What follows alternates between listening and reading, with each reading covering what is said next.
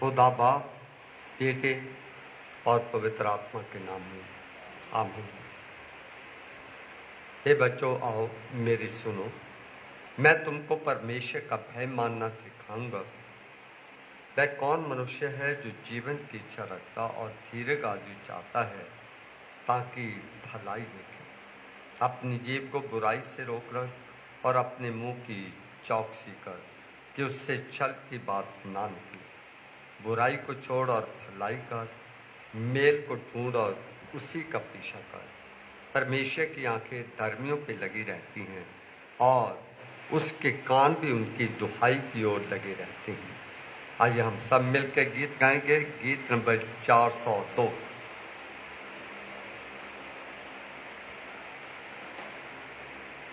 गीत नंबर 402।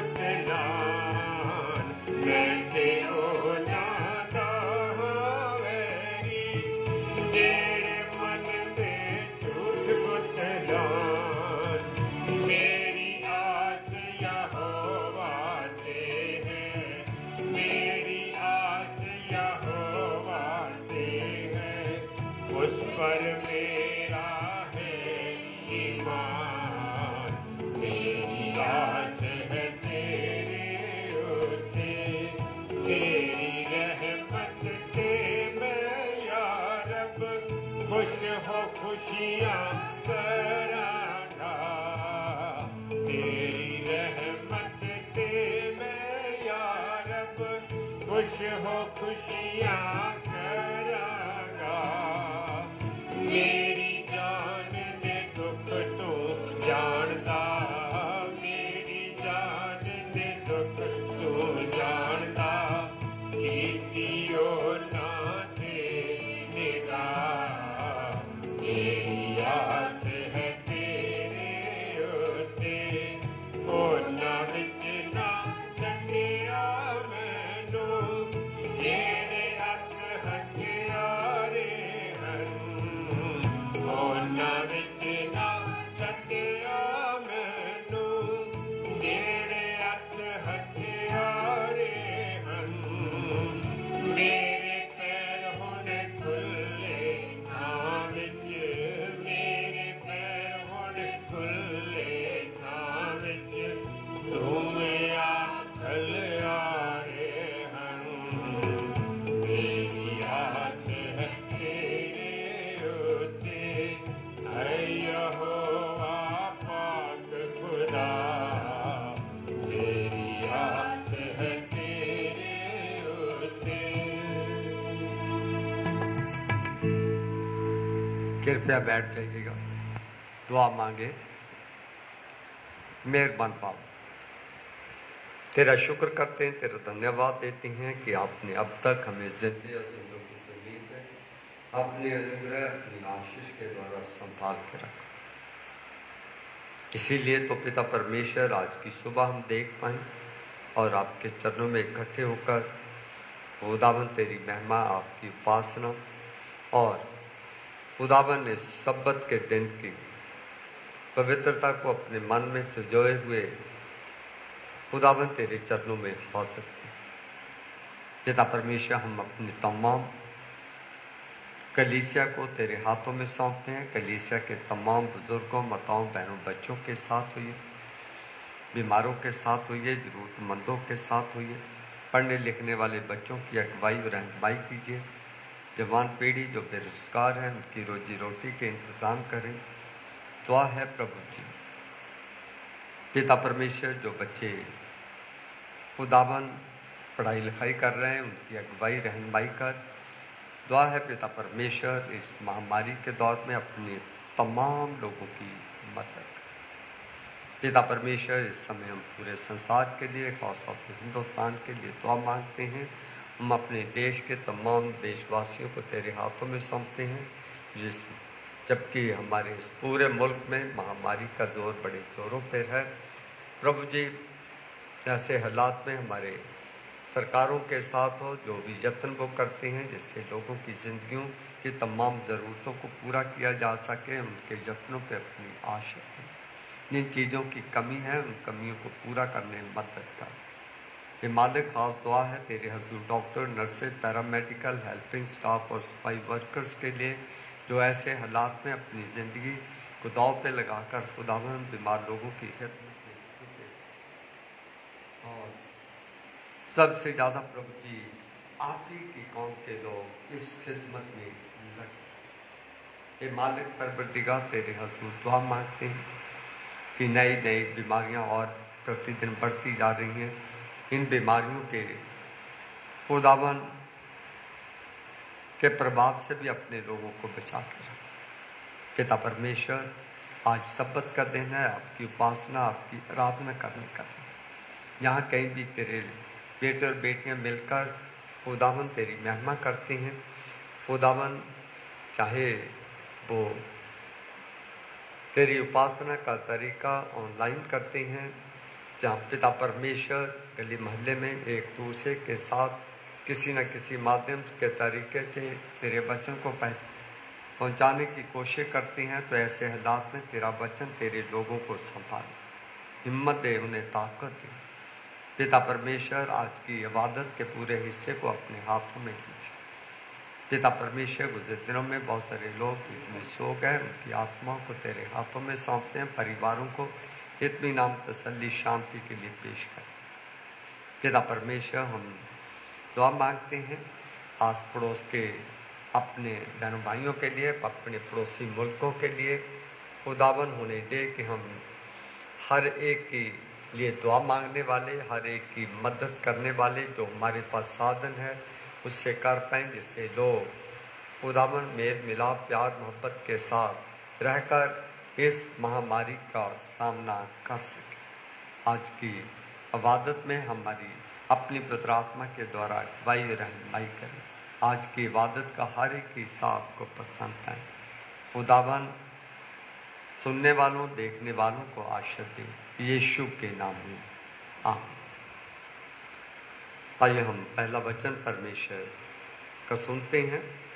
पहला पाठ आपके सामने भजन संहिता नंबर 27 पढ़ा जाएगा।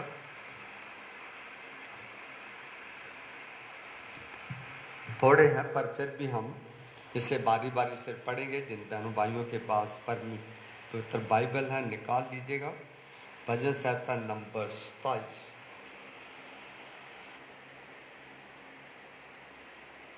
यहोवा परमेश्वर मेरी ज्योति और मेरा उद्धार है, मैं किससे डरूं। यहोवा मेरे जीवन का दृढ़ गढ़ ठहरा है, मैं किसका भय खाऊं। कुर्मियों ने जो मुझे सताते और मुझी से बैर रखते थे, मुझे खा डालने के लिए मुझ पर पढ़ाई की, तब वे ही ठोकर खा कर गिर पड़े। चाहे सेना भी मेरे विरुद्ध छावनी डाले तो भी मैं न डरूंगा। चाहे मेरे विरुद्ध लड़ाई ठन जाए, उस दशा में भी मैं हिया बांधे निश्चिंत रहूंगा। एक वर मैंने यहोवा से मांगा, उसी के यत्न में लगा रहूंगा। जीवन भर यहोवा के भवन में रहने पाऊँ, जिससे यहोवा की मनोरथा पर दृष्टि लगाए रहूं और उसके मंदिर में ध्यान किया करूं। क्योंकि वह तो मुझे विपत्ति के दिन में अपने मंडप में छिपा रखेगा, अपने तंबू के गुप्त स्थान में वह मुझे छिपा लेगा और चट्टान पर चढ़ाएगा। सिर मेरे चारों ओर के शत्रुओं से ऊंचा होगा और मैं यहोवा के तंबू में जय जयकार के साथ बलिदान चढ़ाऊंगा और उसका बदल लूँगा। हे यहोवा, मेरा शब्द सुन, मैं पुकारता हूँ, तू मुझ पर अनुग्रह कर और मुझे उत्तर दे। तूने कहा है, मेरे दर्शन के खोजी हो, इसलिए मेरा मन तुझसे कहता है, हे यहोवा, मेरे दर्शन का मैं खोजी रहूँ। अपना मुख मुझसे ना छिपा, तू मेरा सहायक बना है। हे मेरे उद्धार करने वाले परमेश्वर, मुझे त्याग ना दे और मुझे छोड़ ना दे। मेरे माता पिता ने मुझे छोड़ दिया है, परंतु यहोवा मुझे संभाल ले। हे यहोवा, अपने मार्ग में मेरी अगुवाई कर और मेरे द्रोहियों के कारण मुझको चौरस रास्ते पर ले चल। मुझको अपने सिखाने वालों की इच्छा पर ना छोड़, क्योंकि झूठे साक्षी जो उपद्रव करने की धुन में हैं, वे मेरे विरुद्ध उठ। यदि मुझे विश्वास ना होता कि जीवितों की पृथ्वी पर यहोवा की भलाई को देखूंगा, तो मैं मूर्छित हो जाता। यहोवा की बाट जोता रह, हिया बांध और मेरा हृदय दृढ़ रहे। हाँ, यहोवा ही की बाट जोता रहे। परमेश्वर के वचन के पढ़े और सुने जाने पर हम सबको आशीष मिले। आमीन। प्रेरितों के काम 7 बाब उसके 54 आयत से लेकर 60वीं आयत तक पढ़ा जाएगा। प्रेरितों की पुस्तक 7वां पाठ 54 आयत से लेकर 60वीं आयत। Praise the Lord. प्रेरितों के काम 7 का 54 से 60 तक। जब ये बातें सुनकर वे जल गए, ये बातें सुनकर वे जल गए और उस पर दांत तीसने लगे।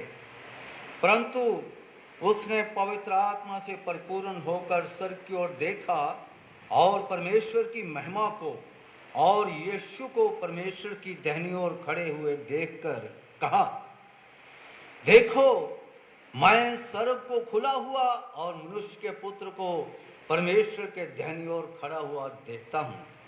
तब उन्होंने बड़े शब्द से चिल्लाकर कान बंद कर लिए और एक साथ उस पर झपटे और उसे नगर के बाहर निकालकर उस पर पथराव करने लगे।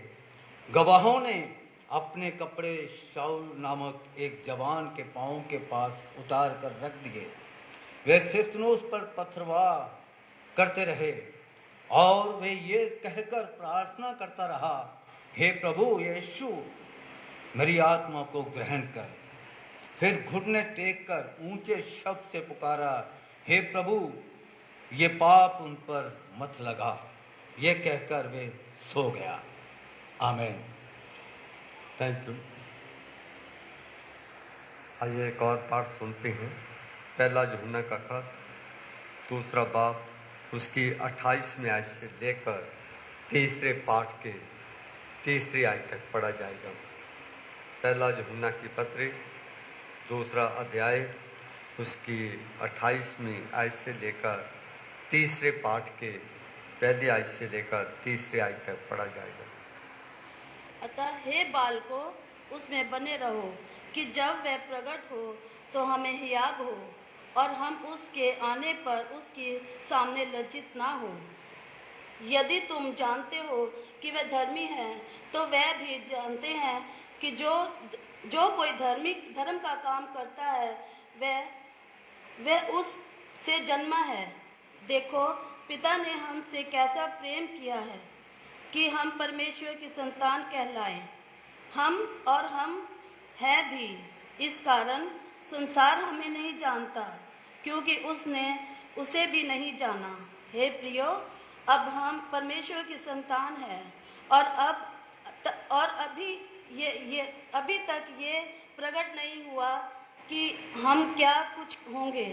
इतना जानते हैं कि जब वह प्रकट होगा तो हम उसके सामने होंगे, क्योंकि उसको वैसा ही देखेंगे जैसा वह है।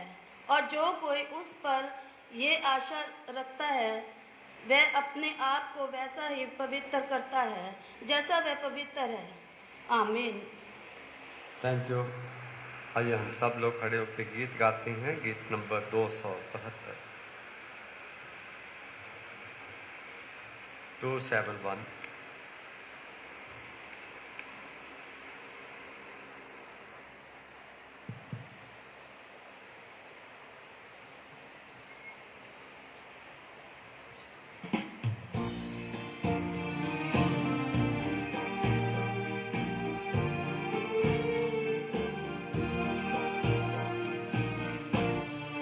जाओ जाओ मेरे दिलो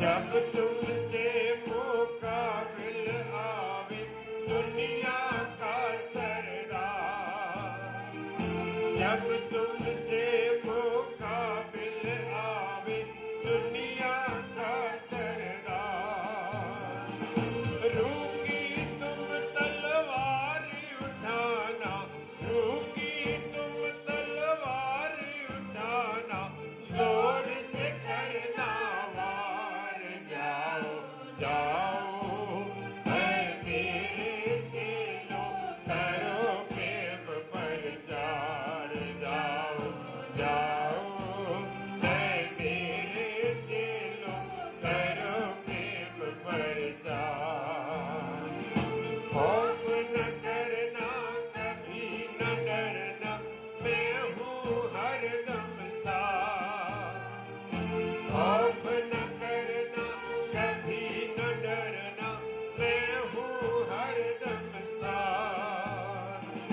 इंजील को तुम आगे रखना, इंजील को तुम आगे रखना, सुनाना सुसमाचार, जाओ जाओ है मेरे चेलों, करो प्रेम प्रचार, जाओ जाओ है मेरे चेलों, करो प्रेम प्रचार।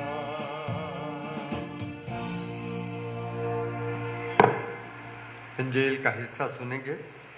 अंजील का हिस्सा यूहन्ना की अंजील में से लिया गया है, उसका 17वां अध्याय, उसके 11 आयत से लेकर 19वें आयत तक। यूहन्ना रचित सुसमाचार 17 पाठ, उसके 11वें पद से लेकर 19वें पद तक सुनेंगे। Gospel according to St. John, chapter 17, reading from 11 to 19 verse.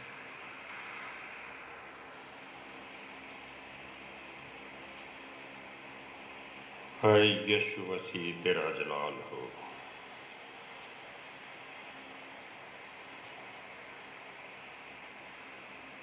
मैं अब जगत में न रहूंगा, परंतु ये जगत में रहेंगे, और मैं तेरे पास आता हूँ। हे पवित्र पिता, अपने उस नाम से जो तूने मुझे दिया है उनकी रक्षा कर, कि वे हमारे समान एक हों। जब मैं उनके साथ था तो मैंने तेरे उस नाम से जो तूने मुझे दिया है उनकी रक्षा की। मैंने उनकी चौकसी की, और विनाश के पुत्र को छोड़ उनमें से कोई नष्ट नहीं हुआ, इसलिए कि पवित्र शास्त्र में जो कहा गया वह पूरा हो। अब मैं तेरे पास आता हूँ, और ये बातें जगत में कहता हूँ कि वे मेरा आनंद अपने में पूरा पाएं। मैंने तेरा वचन उन्हें पहुँचा दिया है, और संसार ने उनसे बैर किया, क्योंकि जैसा मैं संसार का नहीं वैसे ही वे भी संसार के नहीं। मैं ये विनती नहीं करता कि तू उन्हें जगत से उठा ले, परंतु ये कि तू उन्हें उस दुष्ट से बचाए रख। जैसे मैं संसार का नहीं वैसे ही वे भी संसार के नहीं।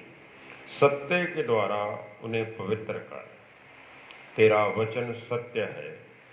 जैसे तूने मुझे जगत में भेजा वैसे ही मैंने भी उन्हें जगत में भेजा, और उनके लिए मैं अपने आप को पवित्र करता हूँ, ताकि वे भी सत्य के द्वारा पवित्र किए जाएं। ये मसीह की इंजील है। ऐ खुदावन यीशु, तेरी तारीफ हो। आमीन। Thank you pastor. कृपया बैठ जाइएगा।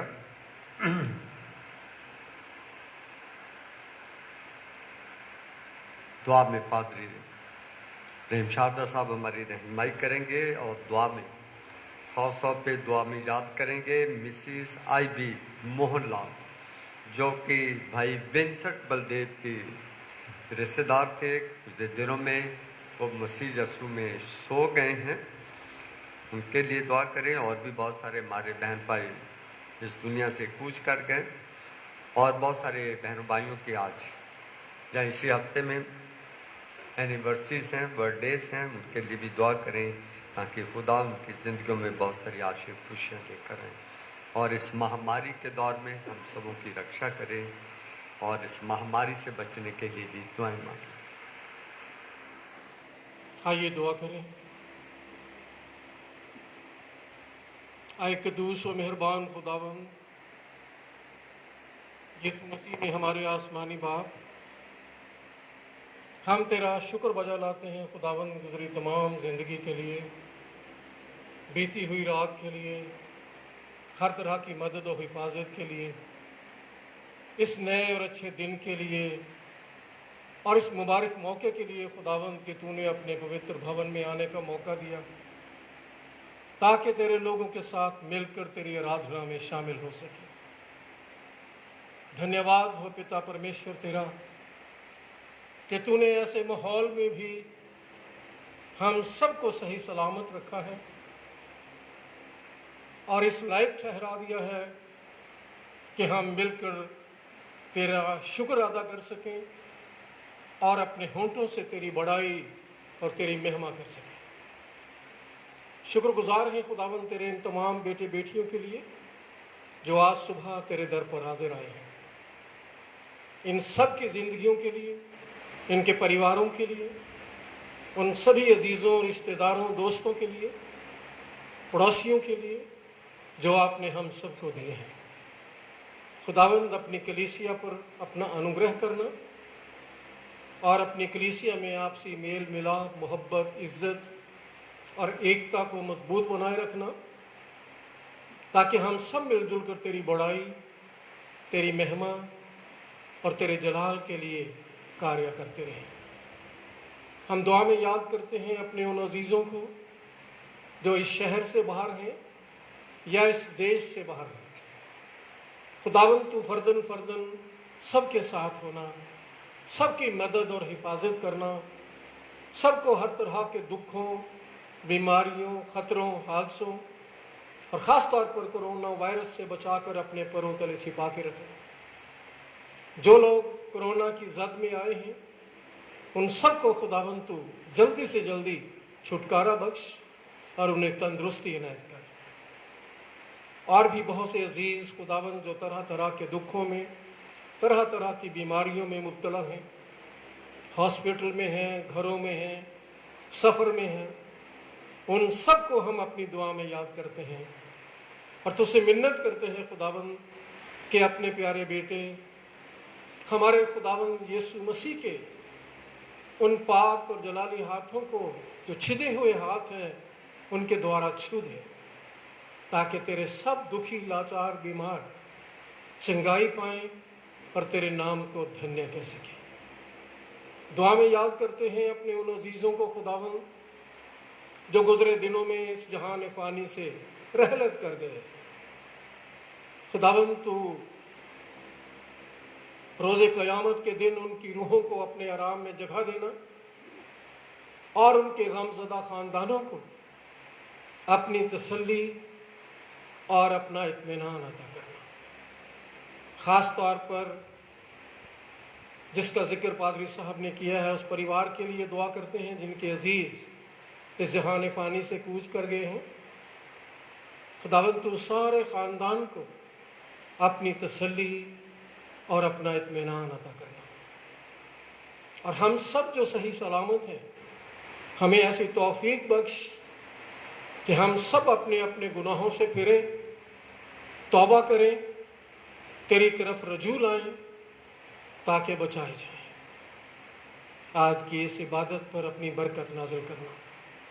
जो कुछ भी खुदावंद तेरी हम्दो सिताइश में गाया बजाया जाता है, तेरे पाक कलाम को पढ़ा, सुना, सुनाया जाता है, वो सब पर तू अपनी बरकत नाज़िल करना। अब जबकि तेरा दास तेरे वचन को हमसे शेयर किया चाहता है, खुदावंद तू अपने दास को अपनी पवित्र आत्मा की भरपूरी अता करना ताकि जो वचन उनके मुंह से निकले वो हम सब सुनने वालों के लिए बरकत का बायस और तेरे लिए जलाल का बायस ठहरे।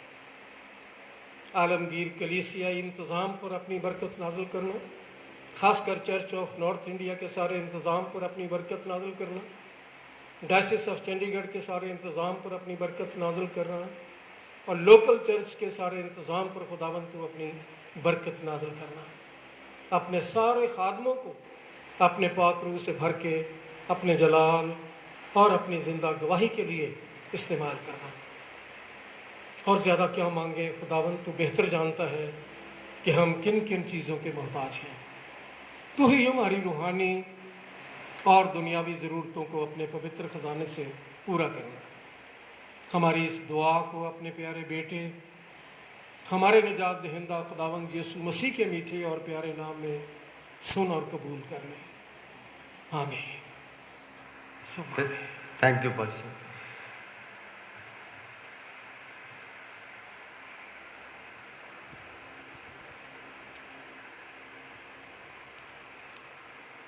मसीह में मेरे प्यारे बहनों भाइयों, आप सबका खुदा की हजूरी में देखने और सुनने वालों को मैं सलाम कहता हूँ और सबकी सलामती की दुआएं मांगता हूँ।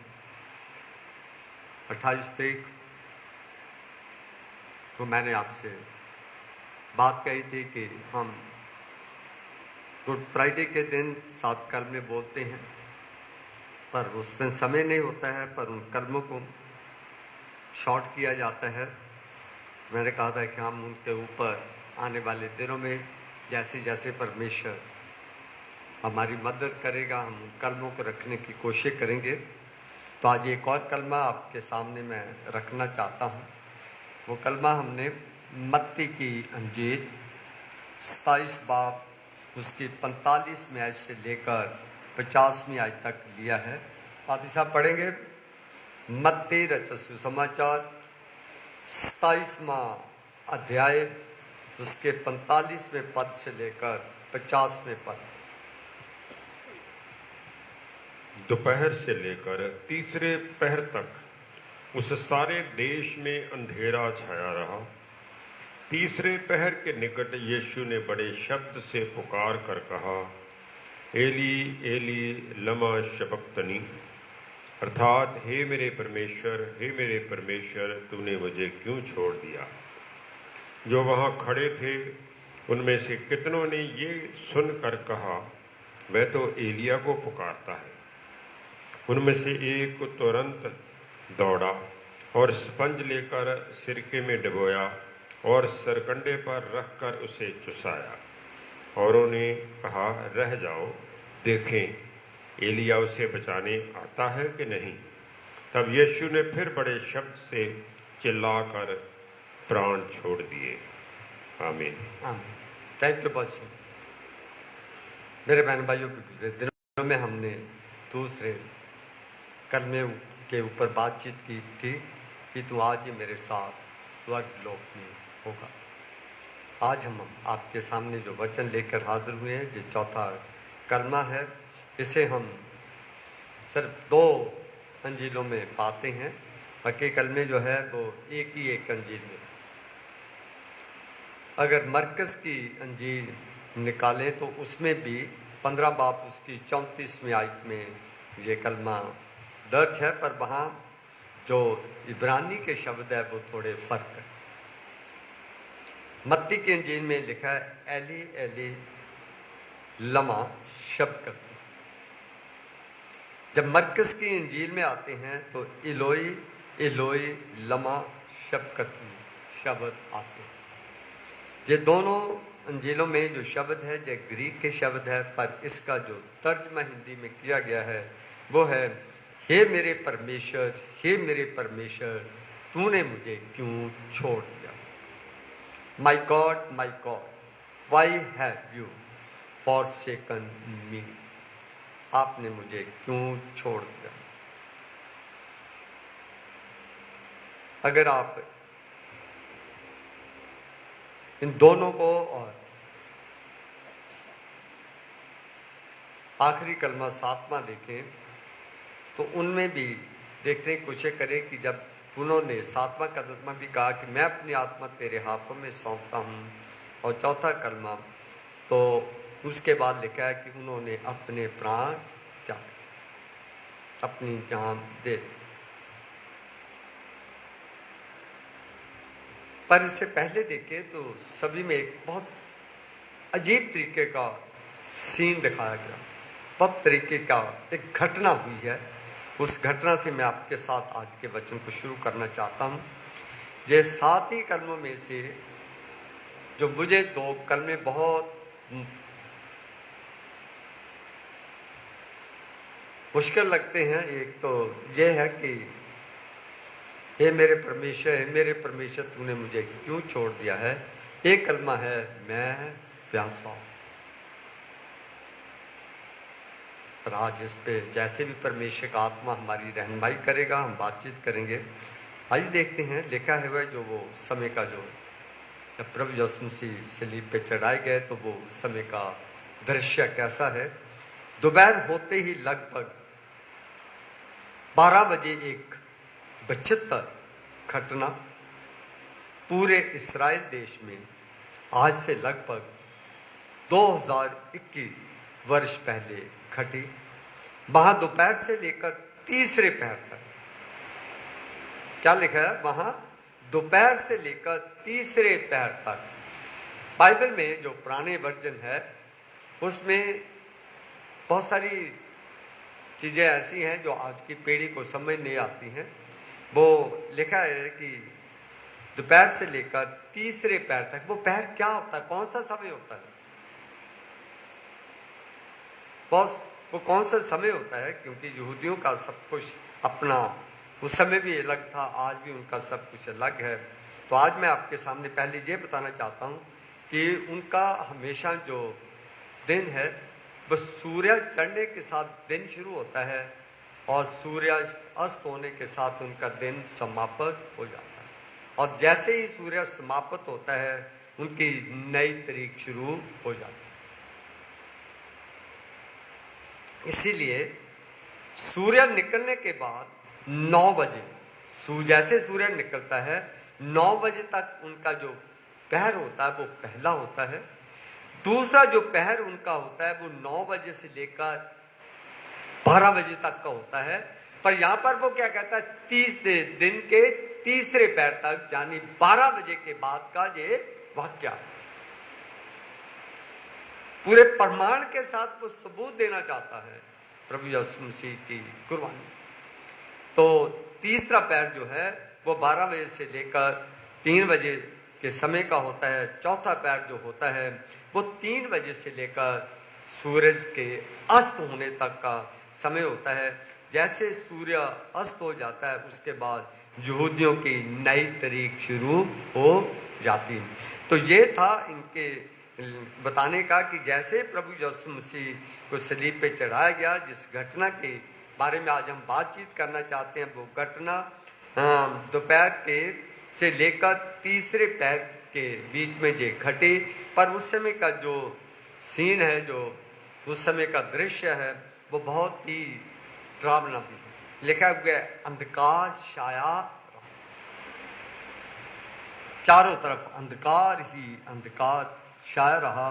अगर ध्यान से देखें आगे लिखा है, तीसरे पहर के निकट यीशु ने बड़े शब्द से पुकार कर रहा। उस अंधकार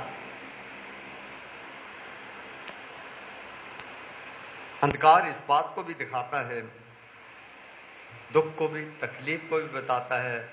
और अंधकार इस बात को भी दिखाता है जब इंसान बहुत ही निराश हो जाता है, जब बहुत ही इंसान परेशान हो जाता है, बहुत ही पीड़ा की हालत में होता है, इस बात को भी दिखाता है। पर अंधकार इस बात को भी दिखाता है कि प्रभु यीशु मसीह की इस घटना को, दुख से भरे हुए इस दृश्य को दिखाने की कोशिश की गई। ये वे अंधकार उसी प्रकार का था जैसा बाइबल में एक और जगह भी अंधकार के बारे में लिखा हुआ है, जो पूरे देश में ऐसा ही अंधकार रहा। वो अंधकार याद है किसी को? हम पादिशा पढ़े निर्गमन 10 बाप उसकी 21 आयत से लेकर 23 में आयत में, यह अंधकार उस प्रकार का था जैसे मिस्र देश में उस समय हुआ था जब परमेश्वर ने इस्राएलियों को गुलामी के समय निकाला था, जब वो गुलाम में थे। 10 बार। 21 से 23।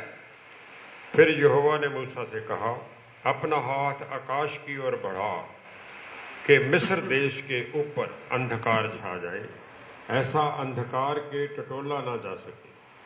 तब मूसा ने अपना हाथ आकाश की ओर बढ़ाया और सारे मिस्र में 3 दिन तक घोर अंधकार छाया रहा।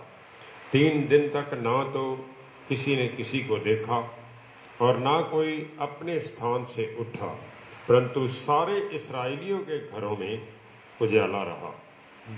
Thank you. इस्राएलियों के घरों में तो उजाला रहा, पर बाकी सारे शहर में अंधकार रहा।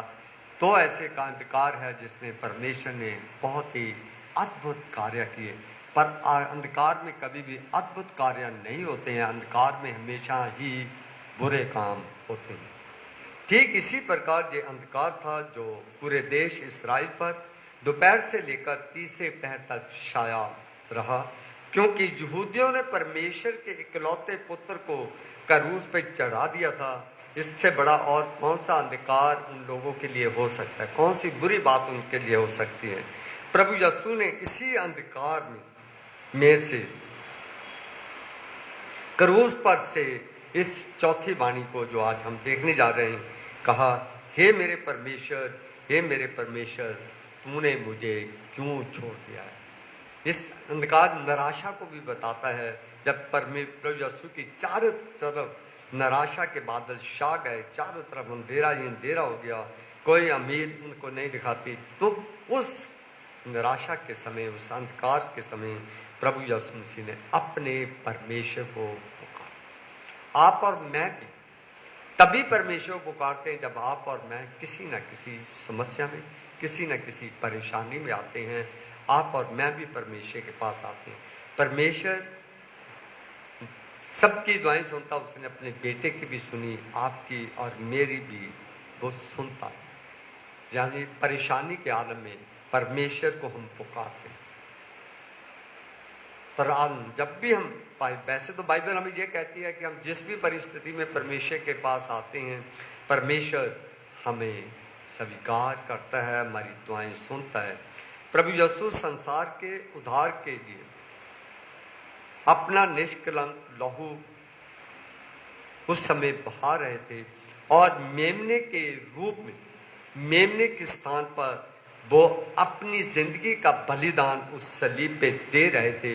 क्रूस पर लटके लटके कष्ट की पराकंडा और अंधकार के बीच यीशु को ऐसा लगा कि पिता परमेश्वर ने उसे छोड़, इस दुखदायी घड़ी में, इस परेशानी में, इस अंधकार में, इस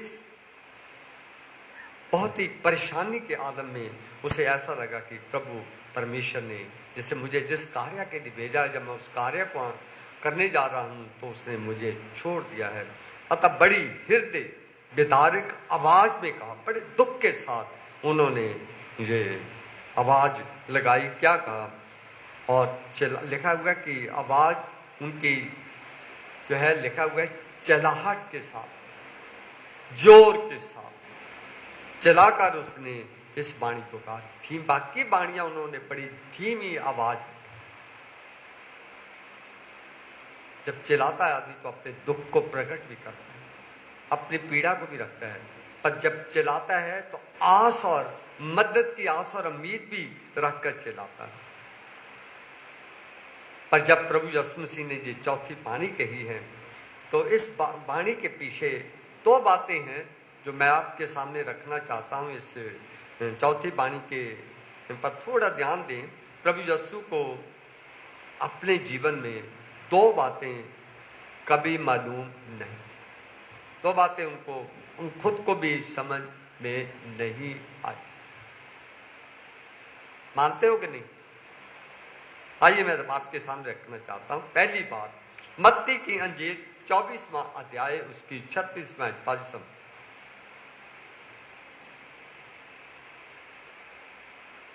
उस दिन और उस घड़ी के विषय में कोई नहीं जानता, ना स्वर्ग के दूत, ना पुत्र, परंतु केवल पिता।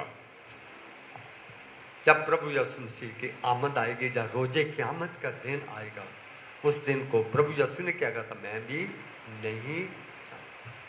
मैं भी नहीं जानता।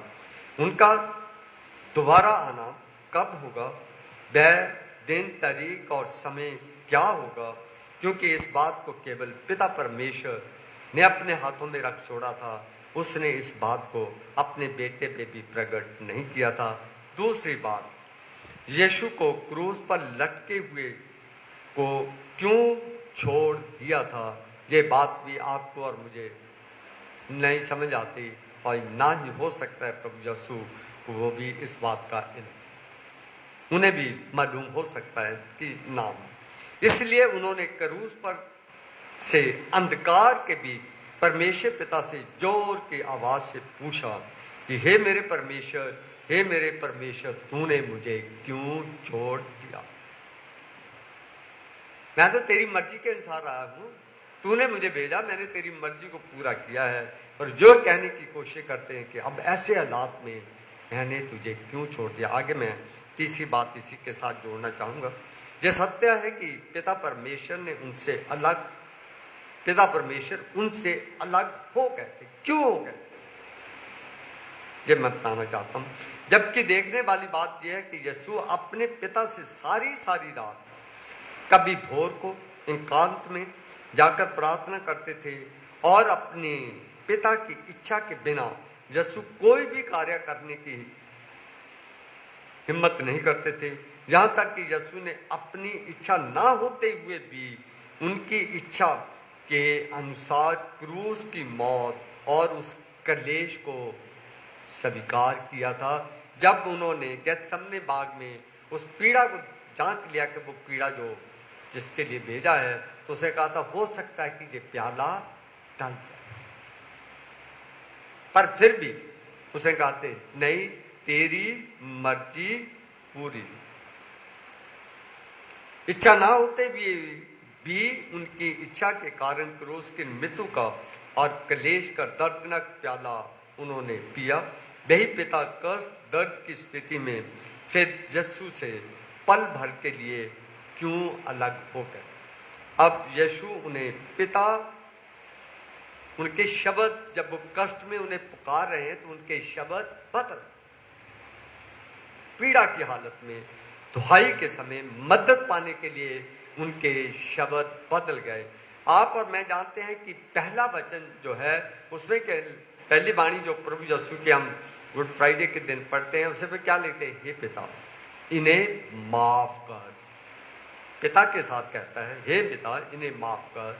जब सातवीं वाणी कहते हैं, शुरुआत भी वो हे पिता के नाम से शुरू करते हैं, और सातवां कलमा भी अपनी जानी जो दुख और मुसीबतों का समय वो भी पिता के नाम से शुरू करते हैं, और दुख मुसीबतों का जो अंत है वो भी पिता के नाम से करते हैं। सातवीं वाणी में वो क्या कहते हैं, हे पिता मैं अपनी आत्मा तेरे हाथों में सौंपता हूँ। पर इस चौथी में पीढ़ी वचन में वो हे पिता नहीं कहते कि तूने मुझे क्यों छोड़ दिया, तो क्या कहते हैं वो, हे मेरे परमेश्वर तूने मुझे क्यों छोड़ दिया। पिता रिश्ता है, पिता मान है, पिता प्यार का है, रिश्ते को बताता है, प्यार को दिखाता है। पर जब परमेश्वर कहता है तो मदद चाहता है, अपने करने के लिए आया। पर तूने ट्रिनिटी के सिद्धांत में हम देखते हैं कि पिता, पुत्र और पवित्र आत्मा तीनों का व्यक्तित्व, पर्सनैलिटी अलग अलग है। मानते हैं बाप, बेटा और पवित्र आत्मा एक ही है, पर उनकी जो व्यक्तिगत उनके जीवन है वो अलग अलग है।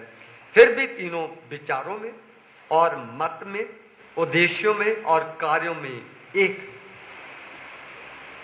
देखने में, सुनने में तीन लगते हैं, पर उनके सामने उद्देश्य, उनके विचार, उनके कार्य एक से हैं। प्रभु यीशु सदा पिता की इच्छा से सारा कार्य करते थे। मैं ये कहने की कोशिश करता हूँ कि हे पिता वाला जो शब्द था वो सबको तो त्रिआत्मा का हिस्सा था, पर इस त्रिआत्मा के बाद जब हे मेरे परमेश्वर कहते हैं तो वो इस बात को बताता है कि सचमुच परमेश्वर ने अपने बेटे को इस संसार में आपके मेरे लिए भेजा था। वो पिता पर निर्भर था, पर इसलिए निर्भर था क्योंकि वो किसी काम के लिए आया था, और वो काम बहुत ही कठिन काम, बहुत ही दुखदायी और पीड़ा वाला काम था। मैं आगे आपको बताऊंगा। वो ये था कि पाप के बदले में कुर्बानी देना दुनिया में सबसे दुखदायक कार्य। कई बार यीशु ने पिता से अपनी एकता को इस प्रकार प्रकट किया, मैं और मेरा पिता एक है। आज के वचन में भी आपने और मैंने पढ़ा, और कभी भी आप कभी भी किसी कलीसिया में इस चैप्टर को कभी पढ़ते नहीं। यूहन्ना के इंजील 17 बाब को कभी नहीं पढ़ते, क्योंकि चर्च दुनिया में डे बाय डे इंस्टीट्यूशनलाइज होते जा रहे, बढ़ते जा रहे हैं। तो ये कहाँ आ जाएंगे? तो ये कैसे पढ़ेंगे? जैसे मैं और मेरा बाप एक हैं, ये भी लोग एक हो जाए, उसकी हार्दिक इच्छा थी।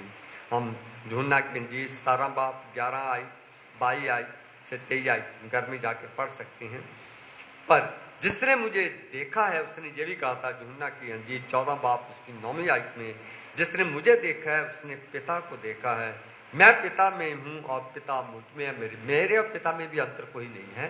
मेरे द्वारा बाप को भी देख सकते। ये बात कहने के बावजूद भी जब वो दुख और पीड़ा की हालत में थे तो उन्होंने कहा, हे मेरे परमेश्वर, हे मेरे परमेश्वर, तूने मुझे क्यों छोड़ दिया? मैं आपके सामने ये बताना चाहता हूँ क्यों कहा हे मेरे पिता। पहली बात, लूका के इंजील 22 बाब उसकी 42 आयत में लिखा है, प्रभु यीशु पिता से बड़े नहीं थे, वो पिता के अधीन थे। बेटे के रूप मतलब बेटे का टाइटल देकर उन्हें इस संसार में भेजा। यूहन्ना की इंजील 14 बाब उसकी 28 में आयत में, पिता मुझसे बड़ा है। प्रभु यीशु मसीह ने इस बात का क्लेम किया, इसलिए वो कहता है, मेरे बाप तूने मुझे क्यों छोड़ दिया। यूहन्ना के इंजील 5 बाब उसकी 30 में आयत में कहता है, मैं अपने भेजने वाले की इच्छा चाहता हूँ। मुझे परमेश्वर ने भेजा है, मैं उसकी इच्छा को पूरा करने आया हूँ। इसीलिए ये कुछ आयतें हैं जो ये बताने की कोशिश करती है कि प्रभु यीशु मसीह परमेश्वर से बड़े नहीं थे। ये बात भी बताने की कोशिश की गई है कि उन्हें किसी मकसद के लिए भेजा था। जब वो मकसद को पूरा कर रहे थे तो वो इंसानी रूप में। दूसरी बात ये थी कि पाप की कुर्बानी बहुत बड़ी कुर्बानी होती है, बहुत ही दुखदायक कुर्बानी होती है, जिसे अगर उसका बेटा सहन करने में असहाय महसूस करता है। अगर आपको और मुझे अपने पापों के बदले में कुर्बानी देनी पड़े और पाप से छुटकारा लेना हो, फिर आप तो मैं कहीं भी ठहरते नहीं। क्रूस पर पिता परमेश्वर ने यीशु को क्यों छोड़ दिया था? कुछ मानवीय अटकलें, कुछ मानवीय विचारों को मैं आपके सामने रखना चाहता हूं, जो कहा जाता है कि परमेश्वर ने उसे क्यों छोड़ दिया।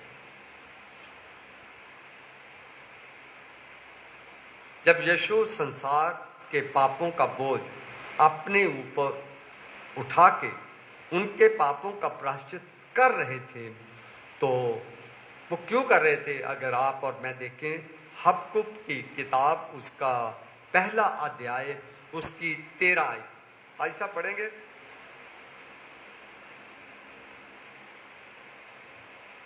हबकुक पहला बाब उसकी 13 आयत।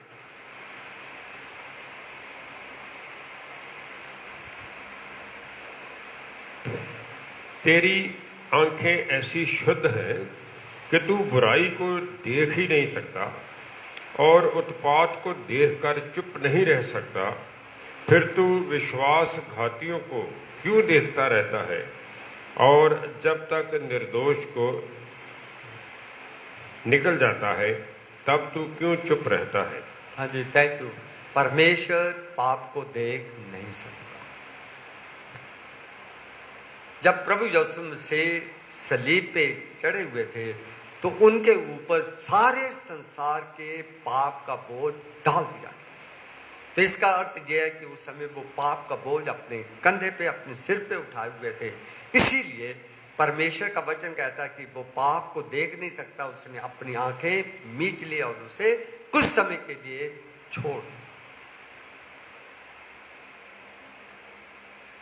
आप और मैं आदम और हवा की कहानी बहुत अच्छे तरीके से पढ़ते। जब तक उन्होंने गुनाह नहीं किया था, परमेश्वर उनके साथ बातचीत करने के लिए आता था। वो आमने सामने बैठते थे, बातचीत करते थे। कोई पर्दा नहीं था, कोई गुनाह नहीं था, कोई नंगापन नहीं था, कोई शर्म नहीं थी, कोई बुराई नहीं थी। तो वो एक दूसरे से बेहिस बातचीत करते थे। दूरी उनके बीच में कब बनी, एक दूसरे के बीच में पर्दा कब बना, एक दूसरे से कब पर्दा बना? दोनों मियाँ बीबी के बीच में भी कोई पर्दा नहीं था। जब उन्होंने गुनाह कर दिया तो उनको अपना भी नंगापन भी दिखाई दिया, अपने गुनाह भी दिखाई दिए। तो उन्होंने पत्ते के कपड़े आकर अपने नंगेपन को, अपने गुनाह को ढांकने की कोशिश की। पर जब उन्होंने गुनाह कर दिया तो परमेश्वर से भी वो छिप गए, परमेश्वर का भी सामना नहीं कर सके। गुनाह इंसान को परमेश्वर से दूर ले जाता, गुनाह परमेश्वर दे। पर उसके बाद कभी भी परमेश्वर के साथ उनका आमना सामना नहीं हुआ। लिखा है परमेश्वर ने गुनाह की वजह से सजा भी दी, पर उन्हें अपनी अदन बाटका से सदा के लिए निकाल दिया। पर वो तब तक निकाले रहा जब तक प्रभु यीशु मसीह ने कुर्बानी देने के बाद फिर से प्रभु यीशु की कुर्बानी के द्वारा इंसान का और परमेश्वर का मेल नहीं हो। तो हबकुक के अनुसार परमेश्वर यहोवा जो यीशु का स्वर्गीय पिता है, अपने स्वभाव और पवित्रता के कारण यीशु से अलग हो गए और प्रभु यीशु को अकेलेपन का जैसे ही एहसास हुआ और बेचैन क्यों छोड़ दिया, हे मेरे परमेश्वर, हे मेरे परमेश्वर, तूने मुझे क्यों छोड़ दिया। प्रभु यीशु अत्यंत कष्ट और पीड़ा से में ये शब्द कहते हैं, क्योंकि भजन संहिता नंबर 22 में भी इस पीड़ा के बारे में दर्ज है। घर में जाके पढ़ने की कोशिश करें। 22वां जबूर पर 19 आयत में आपके सामने पढ़ना चाहूँगा। इसमें लिखा है, हे यहोवा दूर ना, हे परमेश्वर, हे यहोवा दूर न रह। जब इंसान, हम आपस में सामाजिक रिश्तों में भी, जब बहन भाई रिश्तेदार के घरों में भी, जब तक आपके मेरी अंडरस्टैंडिंग बनी रहती, प्यार बना रहता है, हम बेझिझक बातचीत करते हैं। जैसे ही हमारे मनों में बुराइयां आती हैं, हम एक दूसरे को बोलना छोड़ देते, एक दूसरे से आँख चिराना शुरू कर देते हैं, एक दूसरे से पर दूर होने की कोशिश करते हैं। जब प्रभु यीशु मसीह ने कोई गुनाह नहीं किया था, वो तो आपके मेरे गुनाह उठा रहे थे। पर गुनाह से परमेश्वर को नफरत है, इसीलिए उन्होंने, परमेश्वर उससे दूर हो गया। और पाप का दुख बहुत बड़ा दुख होता है। पाप से आज़ाद होने के लिए बहुत बड़ी कुर्बानी देनी पड़ती है। पाप नफरत का कारण बनता है। पाप इंसानों को, इंसान से, पाप परमेश्वर को बेटे से दूर कर। पाप में बहुत बड़ी नफरत, पाप बहुत बुरी चीज होती है, जैसे आप और मैं पाप जैसी चीज को कभी आसानी से नहीं समझ सकते हैं। पाप को सिर्फ परमेश्वर समझ सकता है। बाइबल आपको बता सकती है कि पाप कितना बड़ा गुनाह होता है। और इस पाप से छुटकारा दिलाने के लिए परमेश्वर ने बहुत बड़ी कुर्बानी की। एक उदाहरण के द्वारा भी मैं आपके सामने ये रखना चाहता हूँ इसी को, कि परमेश्वर ने उसे क्यों छोड़ दिया। जब आप और मैं छोटे नन्हे मुन्ने बच्चे को इंजेक्शन लगाने के लिए हॉस्पिटल में माँ बाप लेके जाते हैं तो क्या कहते हैं? हाँ जी मैडम, मिसेस ब्रेड, क्या कहते हैं जब बच्चों के लेके जाते हैं? थोड़ा मुझे बाहर जाने दो। माँ क्या कहती है? मेरे सामने मत लगा। कहती है कि नहीं कहती है?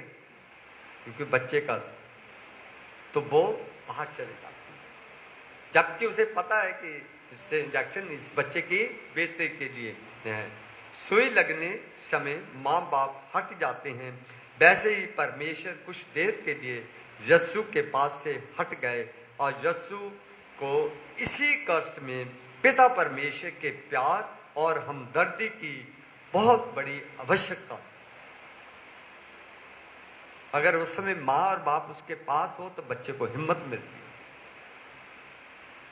पर जब बच्चे की पीड़ा को देखकर माँ बाप बाहर जाते हैं, उसका मतलब ये है कि हम बच्चे से उतना प्यार नहीं करते हैं, पर हम जो उसको पीड़ा होने जा रही है उससे डरते हैं,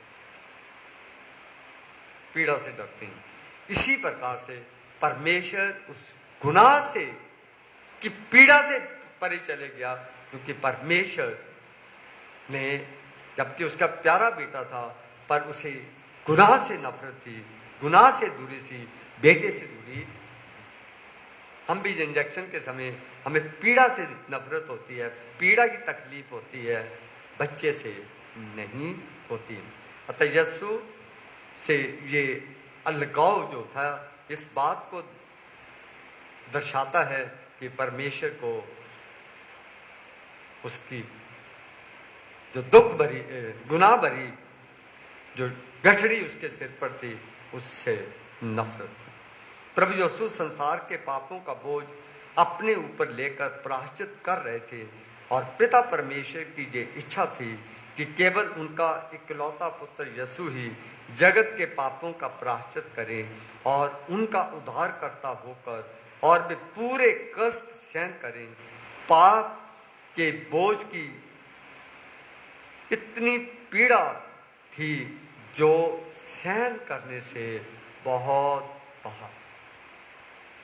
खुदा का बेटा है, त्रि आत्मा का एक हिस्सा है, सृष्टि करता है, पर अगर पाप के बोझ को लेकर अगर वो चिल्लाता है तो इसका मतलब यह है कि पाप की पीड़ा बहुत बड़ी होती है। और पाप का बोझ जब उठा रहा था, वो क्या उठा, हे मेरे परमेश्वर तूने मुझे क्यों छोड़ा। दूसरा, पाप को परमेश्वर न देखता है न सहन कर सकता। परमेश्वर पाप को न देखता है न सहन कर सकता है। परमेश्वर इंसान से नफरत नहीं करता है, इंसान के पाप से नफरत करता है। जब तक पाप आप मेरी जिंदगी में है, परमेश्वर आपसे मुझसे नफरत करता है, पर वो कोशिश करेगा कि आप और मैं अपने पापों को त्याग दें, पाप को अपनी जिंदगी से निकाल दें, और परमेश्वर फिर आपके मेरे पास आ जाएगा। इसलिए जब यीशु पाप का दर्द और बोझ उठा रहे थे, तो परमेश्वर यीशु से दूर हट गए, ताकि पाप से परमेश्वर की दूरी बनी रहे। परमेश्वर की दूरी यीशु की पीड़ा को बढ़ा रही थी, इसलिए यीशु चिल्ला गए। जैसे ही गुनाह का बोझ उनके ऊपर आता रहा, वो उसकी पीड़ा बढ़ती रही, और वो परमेश्वर को दूर जाते देखते रहे, और वो सहन करने की जब सामर्थ उनकी जाती रही, तो वो चिल्ला उठे कि आप मुझे सामर्थ दो, आप मेरे पास आओ, क्योंकि आपके कहने के अनुसार ही मैंने ये सलीब भरी, ये पीड़ा भरी जिंदगी अपने जीवन में उठाई है, अब मेरी मदद करें। इसीलिए वो अपने पिता को चिल्लाते हैं, हे परमेश्वर तूने मुझे क्यों छोड़ दिया। परमेश्वर की ये भी इच्छा थी कि यीशु संसार के पापों का पूर्ण दंड अपने ऊपर सहकर उन्हें बचा लेने वाला उद्धारकर्ता बन जाए, उन्हें उद्धारकर्ता बन जाए। जब बनाने की कोशिश करते हैं, इसका अर्थ यह कि उद्धारकर्ता दुनिया में एक ही हुआ है जिसने सारी दुनिया का बोझ उठाया और उठाकर इस इनाम को प्राप्त किया। पौलुस इसे यूं भी कहने की कोशिश करता है कि आप और मैं दाम देकर, कीमत अदा कर परमेश्वर के लिए बचाए गए हैं। और वो दाम क्या था? उसने अपने बेटे की कुर्बानी देकर आपको और मुझे अपने बेटे के खून के द्वारा खरीदा। और यीशु ने पूर्ण तौर पे दंड सहा और संपूर्ण कष्ट भोगा, इसीलिए आपको और मुझे संपूर्ण जीवन उन्होंने प्रदान किया और संपूर्ण उद्धारकर्ता पूर्ण बने, ताकि आपको और मुझे संपूर्ण उद्धार दे सके। इसलिए यीशु के सिवा दूसरा कोई उद्धारकर्ता हो नहीं सकता, और कोई उद्धारकर्ता हो नहीं सकता है। अक्सर आप और मैं टीवी पर, फिल्मों में बहुत सारे लोगों की जबानों पे ये कहते बहुत बार सुना है कि कोई मसीहा है, जहाँ ये गरीबों का मसीहा है, ये मसीहा जैसा है, ये मसीहा कोई आएगा जो लोगों को छुटकारा देगा। मसीहा की ये खूबियाँ हैं और ये वही मसीहा है जिसके बारे में लोग किसी न किसी तरह से उनकी बातें करके उसके मसीहा होने के दावे को पेश करते रहते हैं, क्योंकि केवल यीशु ने पापियों के लिए कष्ट सहा और अपने प्राण दिए। घर में जाके पढ़ने की कोशिश करें पहला यूहन्ना का खत 1:14 आयत, जिसमें प्रभु यीशु मसीह की परमेश्वर होने की, सृष्टिकर्ता होने की, इंसान बनने की खूबियाँ पैदा की गई। वो परमेश्वर से कम नहीं थे, पर उसमें यह भी बताने की कोशिश की कि वो किस लिए आए। प्रभु यीशु परमेश्वर होते हुए भी मनुष्य बने ताकि उस उद्देश्य को पूरा करें। यीशु क्रूस पर कष्ट भोगते समय और संसार के पापियों का प्रायश्चित देते समय यीशु एक पूर्ण तौर पे मनुष्य थे और उस दर्द को वह मनुष्य के रूप में बर्दाश्त कर रहे थे। परमेश्वर उससे दूर था ताकि यीशु पूर्ण मानव के रूप में कष्ट सहन सके और शैतान ना कह पाए कि यीशु में जो ईश्वरीय शक्ति थी, इसलिए उसने उसे कष्ट, दर्द और पीड़ा महसूस नहीं होने दी। प्रभु परमेश्वर इसलिए भी उनसे दूर हो गए ताकि वो पूर्ण तौर पे इंसान बनकर इंसानी खूबियाँ उसकी ज़िंदगी में हो और इंसानी खूबियाँ पाते हुए वो इंसानों के लिए पाप का दुख उठाए और शैतान ये कभी कह ना पाए कि जब प्रभु यीशु मसीह गुनाह का बोझ उठा रहे थे तो परमेश्वर उसे मदद दे रहे थे। परमेश्वर की मदद के बिना वो इस बोझ को उठा नहीं सकते थे।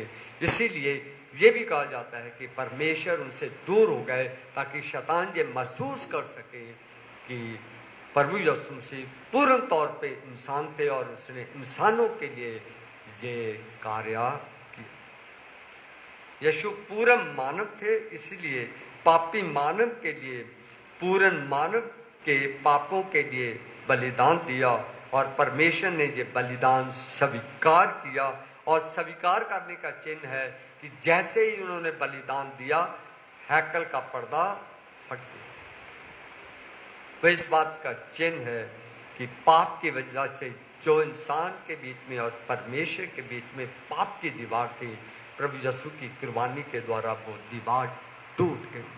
रिश्ता फिर से जो पाप के द्वारा बंद था खुल गया, ताकि यीशु के इस कार्य से परमेश्वर मनुष्य को सिद्ध पवित्र बनाकर अपनी बादशाहत के लिए तैयार करे। परमेश्वर यीशु से उस समय तक अलग हो गए जब तक यीशु ने शारीरिक दर्द का पूर्ण अनुभव कर लिया, परंतु प्रभु यीशु ने इस अत्यंत शारीरिक और मानसिक पीड़ा के सहते हुए परमेश्वर की निंदा नहीं की। अक्सर क्या होता है कि हम दुख और पीड़ा में होते हैं तो हम बहुत सारे परमेश्वर के साथ गिले और शिकवे कर, परमेश्वर तू कहाँ चला, तूने हमें क्यों कष्ट दिया, ये कैसे कर दिया, हमने तेरे लिए ये किया, हमने वो किया। लेकिन प्रभु यीशु के मुख से कोई भी निंदा की शब्द नहीं है, सिवाय मदद की, मेरी मदद कर, मैं तेरे काम को अंजाम दूं।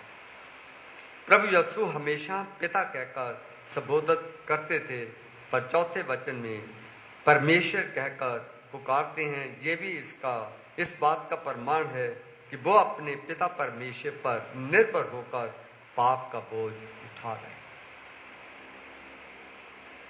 परमेश्वर पे निर्भर थे, इसीलिए हम भी परमेश्वर पे जब निर्भर होंगे तो दुनिया के हर चीज का बोझ उठाकर परमेश्वर के नाम को ऊंचा कर सकते हैं।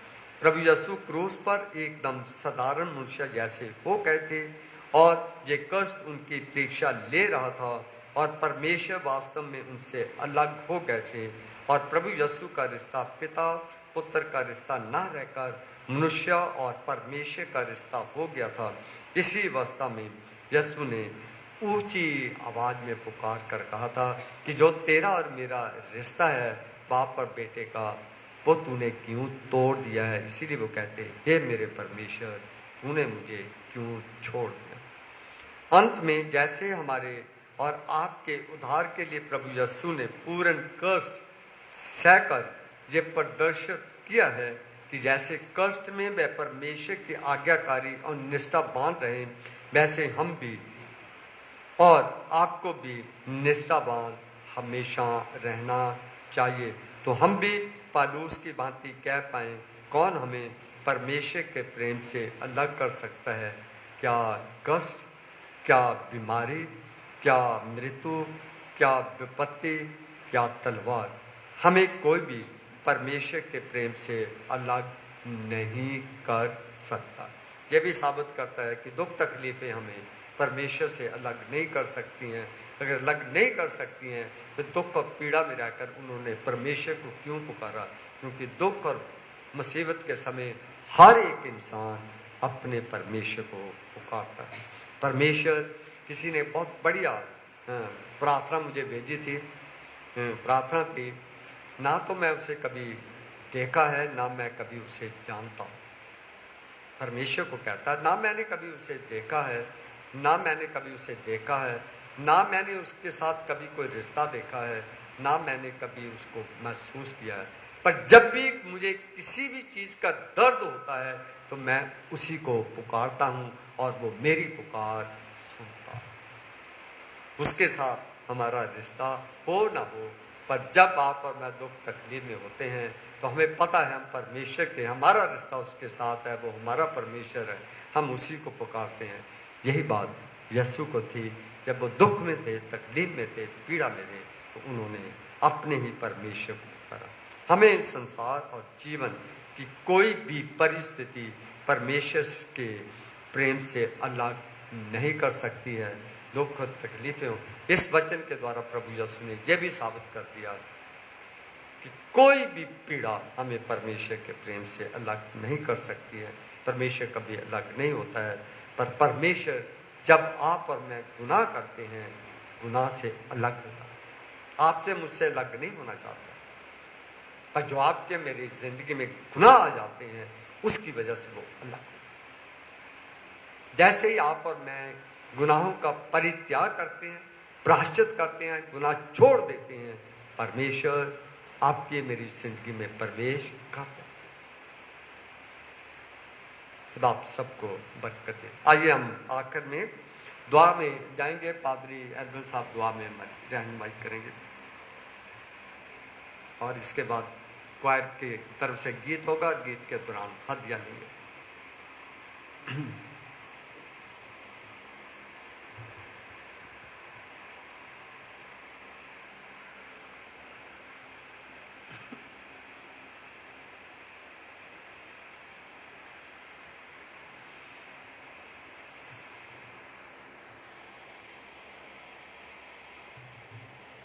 आइए प्रार्थना करें।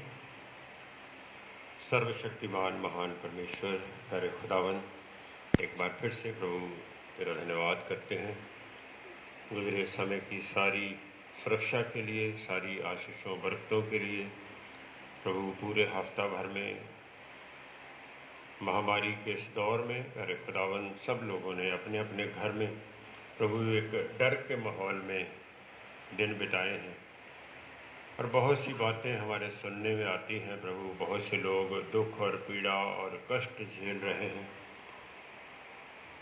बीमारी के अलावा और बहुत सी मुसीबतों का सामना कर रहे हैं। फिर भी प्यारे खुदावन तूने हमारे ऊपर अनुग्रह किया कि प्रभु आज के दिन तक हमें पहुंचाया है और तंदुरुस्ती के साथ प्रभु तू हमें अपने पास लेके आया है ताकि हम प्रभु आज इस आराधना को कर पाएँ। और प्रभु जितने लोग तेरी हुजूरी में तेरे भवन में हाजिर हैं उनके साथ, और जितने लोग प्रभु इस इंटरनेट के माध्यम से हमारे साथ जुड़े हैं उनके लिए प्रभु अगुवाई कर सकें।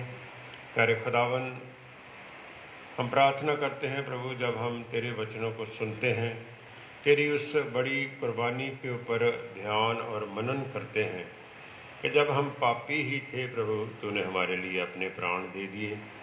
प्रभु हम अपने मुंह से ऐसी बातों को अंगीकार तो करते हैं, पर जब पश्चाताप की बात आती है तो प्रभु हम अपनी उन कमज़ोरियों से निकलना नहीं चाहते जिनके कारण प्यारे खुदाबंद हम गुमराह हो जाते हैं और तेरे वचन का विरोध करके फिर से पाप में गिर जाते हैं। प्रभु हमारी इस कमज़ोरी को दूर कर, ताकि जैसे प्रभु हम नियमित तेरे घर में आते हैं, तेरे वचन को पढ़ते हैं, प्रार्थनाएं करते हैं, ऐसे ही प्रभु हमारे जीवन प्रभु सच्चाई के साथ पश्चाताप की ओर बढ़ें और प्यारे खुदावन एक बार पूर्ण पश्चाताप करके प्रभु हम तेरी उस माफ़ी को हासिल कर सकें, जिसके द्वारा प्रभु तेरा फिर से हमारे साथ मेल हो सके और अंत में प्रभु तेरा मकसद हमारे जीवन में पूर्ण हो। कि प्यारे खुदावन हम तेरे साथ प्रभु तेरे निवास स्थान में स्वर्गीय सिंहासन में प्रभु प्रवेश कर सकें। प्यारे खुदावन एक बार फिर से हम उन लोगों को तेरी हुजूरी में याद करते हैं जो प्रभु दुख की हालत में हैं, बीमारी की हालत में हैं, प्रभु अस्पतालों में, घरों में, हर जगह हम यही बात सुन रहे हैं कि प्रभु लोग दुख और कष्ट में हैं। प्यारे खुदावन तू तो प्रेम करने वाला पिता है, दयावान परमेश्वर है प्रभु। तू हमारे किसी भी कामों के अनुसार हमसे बदला नहीं लेता, पर हमें मौका देता है कि हम पश्चाताप करके प्रभु गुनाह से आज़ाद हों और सारी शारीरिक दुखों कष्टों से छुटकारा पाएं। प्यारे खुदावन उन सब को जो दुख झेल रहे हैं प्रभु अपने पाक हाथ से छू के प्रभु चंगाई बख्श, ताकि प्यारे खुदावन सब लोग तेरी सामर्थ को जान सकें, तेरे प्रेम को पहचान सकें और प्रभु अपने आप को तेरे हाथ में सौंप दें। जिनके नाम यहाँ पुकारे गए प्रभु उन सब के लिए फिर से प्रार्थना है प्रभु, उनके दुख में तो उनका सहायक, उनका मददगार हो। जितने अजीज़ प्रभु गुज़रे दिनों में तेरे पास बुलाए गए हैं प्रभु, उन ख़ानदानों को हम याद करते हैं और प्रार्थना करते हैं प्रभु सारे गमज़दा परिवारों को प्रभु तसल्ली और शांति बख्श। प्यारे खुदावन हम अपनी बहन तुलसी देवी के लिए प्रभु तेरा धन्यवाद करते हैं। दिन प्रतिदिन प्रभु तो उन्हें चंगा कर रहा है, हमारे विश्वास को मजबूत कर रहा है। प्यारे खुदावन तेरी बेटी तेरे घर में आई है प्रभु इस आशा से कि जब यहाँ से प्रार्थना हो तो प्रभु तू उनको चंगाई बख्शेगा। प्यारे खुदावन तू इस विश्वास को उनके हृदय में दृढ़ बनाए रख। जितने लोग उनका इलाज कर रहे हैं, उनकी सेवा कर रहे हैं, प्यारे खुदावन तो उन सब के ईमान को दृढ़ कर, ताकि वो सिर्फ तेरी ओर ताकते रहें जो चंगाई देने वाला परमेश्वर है। प्यारे खुदावन आने वाले हफ्ता के लिए हम अपने आप को तेरे हाथ में सौंपते हैं। जैसे पिछले दिनों में प्रभु तूने संभाला है, आने वाले समय में भी प्रभु तू हमें हर एक दुख और कष्ट से, ख़ास तौर पर इस महामारी के दौर से बचा के अपनी पनाह में रख। कलीसिया में तमाम लोगों की सलामती की प्रार्थना करते हैं, सब ज़रूरतमंदों की ज़रूरतों को पूरा करने के लिए प्रार्थना करते हैं। इबादत के बाकी हिस्से पे तेरी आशीष चाहते हैं, यीशु मसीह के नाम से मांगते हैं, आमीन। थैंक यू बच्चों। आइए हम चर्च की क्वायर से गीत सुनते हैं। गीत के दौरान हदिया उठाएं।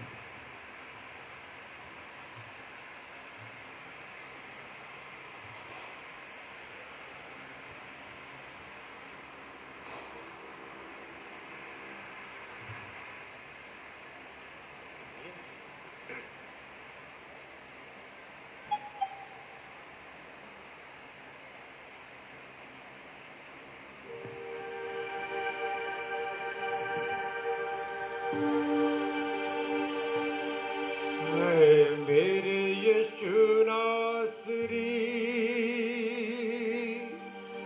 मैं जीवन तेथों पाया ए, मेरे जीवन दे विच तेरी बस मर्जी होवे पूरी।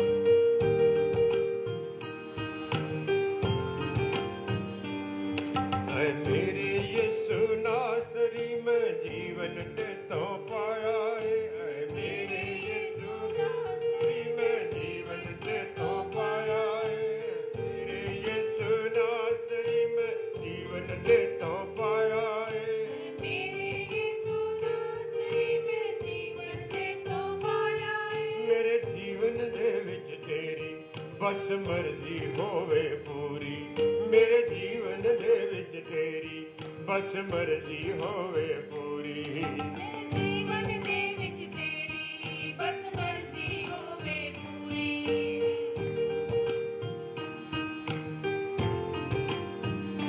Hallelujah hallelujah hallelujah hallelujah hallelujah hallelujah hallelujah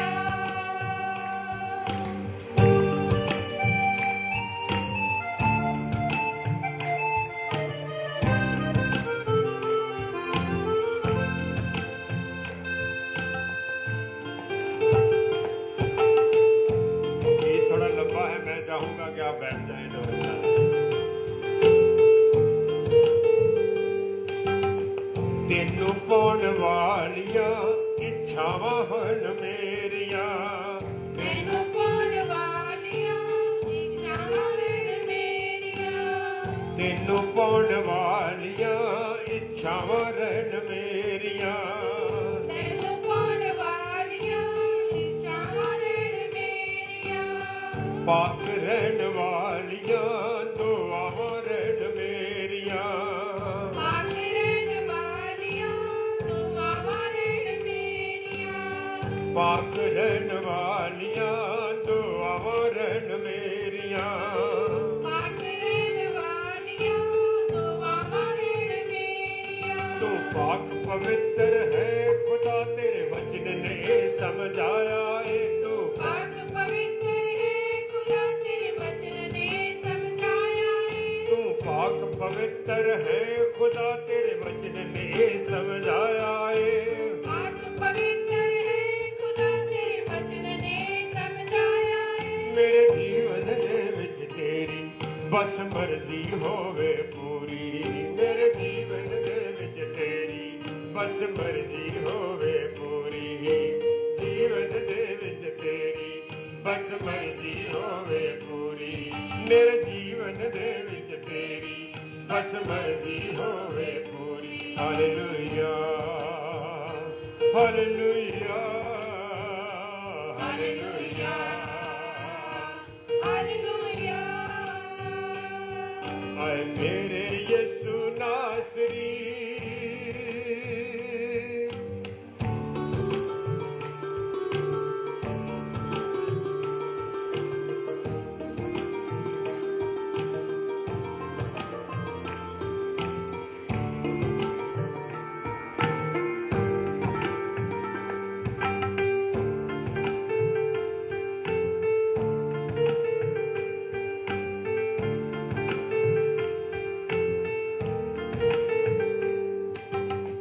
ਬਣ ਹਮਰਾਹੀ ਸਦਾ ਮੇਰੇ ਨਾਲ ਚੱਲਿਆ ਬਣ ਰੱਬ ਰਾਹੀ ਸਦਾ ਮੇਰੇ ਨਾਲ ਚੱਲਿਆ ਬਣ ਹਮਰਾਹੀ ਸਦਾ ਮੇਰੇ ਨਾਲ ਚੱਲਿਆ ਬਣ ਰੱਬ ਰਾਹੀ ਸਦਾ ਮੇਰੇ ਨਾਲ ਚੱਲਿਆ ਬਦਲ ਜ਼ਮਾਨਾ ਗਿਆ ਤੂੰ ਨਾ ਬਦਲਿਆ ਬਦਲ ਜ਼ਮਾਨਾ ਗਿਆ ਤੂੰ ਨਾ ਬਦਲਿਆ ਬਦਲ ਜ਼ਮਾਨਾ ਗਿਆ ਤੂੰ ਨਾ ਬਦਲਿਆ ਬਦਲ ਜ਼ਮਾਨਾ ਗਿਆ ਤੂੰ ਨਾ ਬਦਲਿਆ ਜਿੱਥੇ ਸਾਰੇ ਪਾਸੇ ਵਟ ਗਏ ਸੀ ਉੱਥੇ ਤੂੰ ਹੀ ਸਾਥ ਨਿਭਾਇਆ ਏ ਜਿੱਥੇ ਸਾਰੇ ਸਾਰੇ ਪਾਸੇ ਵੰਡ ਗਏ ਸੀ ਉਹਨੇ ਤੂੰ ਸਾਥ ਨਿਭਾਇਆ ਏ ਜਿੱਥੇ ਸਾਰੇ ਪਾਸੇ ਵਟ ਗਏ ਸੀ ਉੱਥੇ ਤੂੰ ਹੀ ਸਾਥ ਨਿਭਾਇਆ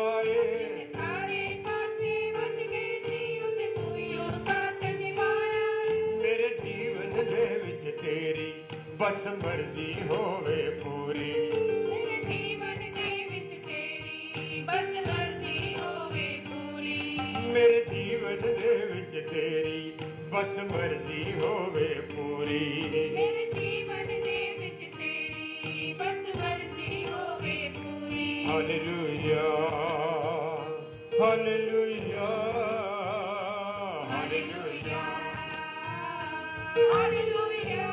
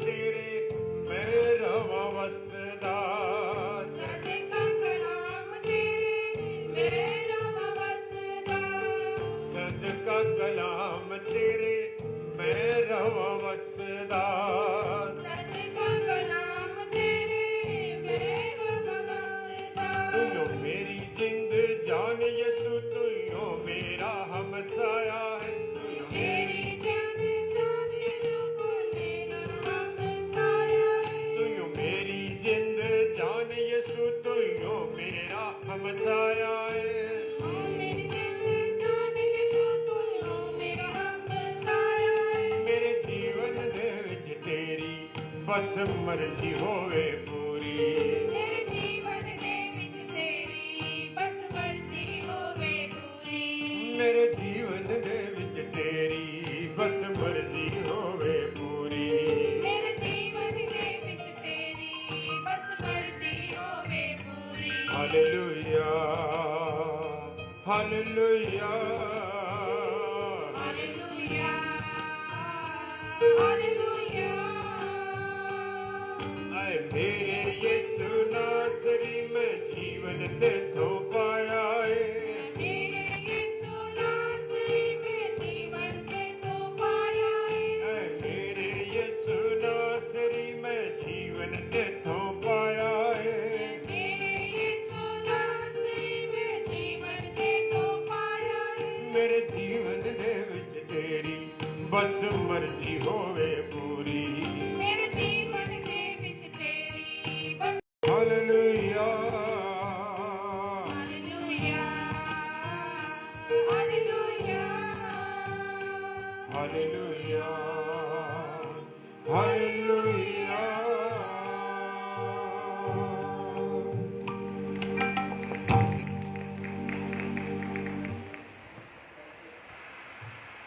फॉर ब्यूटीफुल सॉन्ग दुआ मांगे। मेहरबान बाप, हम तुझे क्या दे सकते हैं?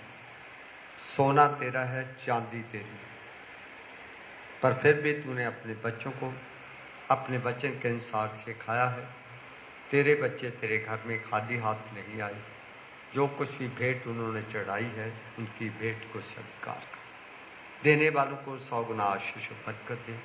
जो भेंट आपके नाम से उठाई गए, इसे तेरी महिमा और आपकी जलाल के लिए ईमानदारी वफादारी से खर्च करें, यीशु के नाम में आमीन।